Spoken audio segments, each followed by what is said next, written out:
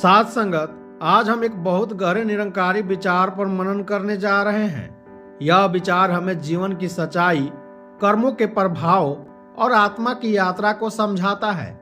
साथ संगत, अक्सर हम कहते हैं नसीब लिखा जा चुका है। हम मान लेते हैं कि सब कुछ पहले से तय है।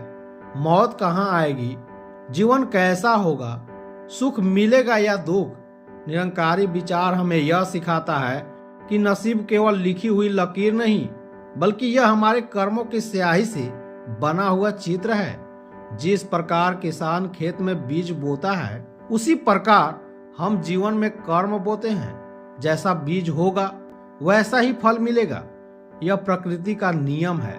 साथ संगत, यह शरीर मिट्टी, पानी, हवा और आग से बना है।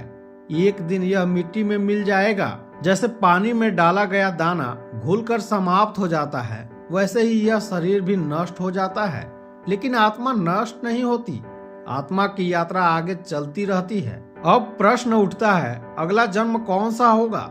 84 लाख योनियों का चक्र मिलेगा या फिर इस चक्र से मुक्ति? निरंकारी महात्मा कहते हैं, यह निर्णय किसी और ने नहीं, हमारे अपने कर्मों ने करना है। अगर जीवन केवल खाने, कमाने और भोगने में निकल गया तो आत्मा का बोझ बढ़ता चला जाता है और बोझ ही आत्मा को फिर से जन्म लेना पड़ता है। लेकिन अगर इसी जीवन में भजन, सिमरन और सत्संग को अपनाया जाए तो आत्मा हल्की होती है।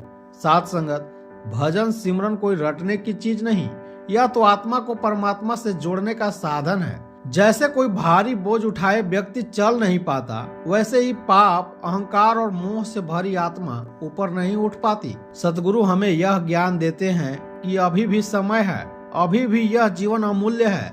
जो समझ गया वह इस जीवन को सफल बना लेगा। यहीं से हमारा मनन आगे बढ़ता है। साथ संगत, अब बात करते हैं 84 लाख योनियों के चक्र की।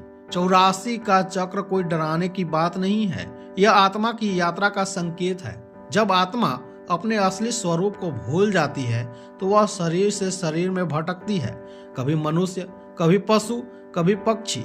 यह सब कर्मों का हिसाब है। लेकिन निरंकारी संत कहते हैं यह मानव जन्म बहुत दुर्लभ है, क्योंकि इसी जन्म में परमात्मा को पहचाना जा सकता है। अब प्रश्न यह है, क्या सिर्फ जन्म मिल जाना काफी है? उत्तर है नहीं। अगर आम का पेड़ लगाया जाए और उसमें बबूल के बीज डाल दिए जाएं, तो आम नहीं उग सकता। इसी प्रकार अगर जीवन में भजन सिमरन की गहराई नहीं है तो मुक्ति संभव नहीं। साथ संगत, भजन सिमरन दिखावे के लिए नहीं होता, यह भीतर उतरने की प्रक्रिया है। जब हम सच्चे मन से निरंकार का स्मरण करते हैं तो हमारे विचार बदलने लगते हैं।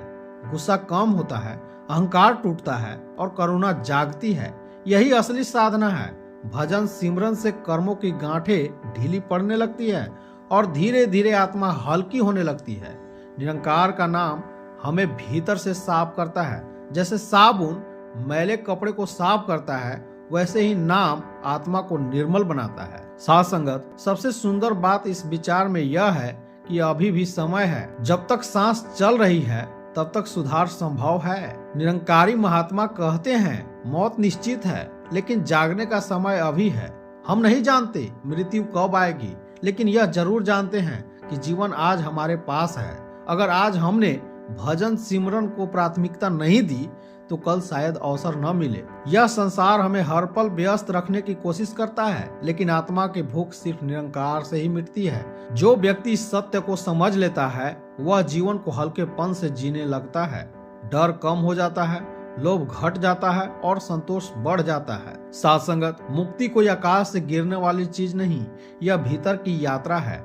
जो व्यक्ति अभी जाग गया उसका जीवन धन्य हो गया। साथ संगत, निरंकारी विचार बहुत साफ कहता है, भजन सिमरन इस जग में हमारा पहला काम और शायद आखिरी भी। पहला इसलिए क्योंकि इसी से जीवन सही दिशा में आता है। आखिरी इसलिए क्योंकि अंत में हमारे साथ यही जाएगा। न धन, न रिश्ते, न शरीर, सिर्फ कर्म और स्मरण। जो जीवन में निरंकार को पकड़ लेता है वह मृत्यु से नहीं डरता। उसके लिए मृत्यु एक परिवर्तन मात्र होती है। साथ संगत, आइए हम सब मिलकर इस परमात्मा से अरदास करें कि हे परमात्मा, इस जीवन को व्यर्थ नहीं जाने देना। भजन सिमरन को जीवन का आधार बना देना। यही अरदास के साथ और इसी भाव के साथ मैं अपनी वाणी को विराम देता हूँ। साथ संगत प्रेम से कहना, धन निरंकार जी।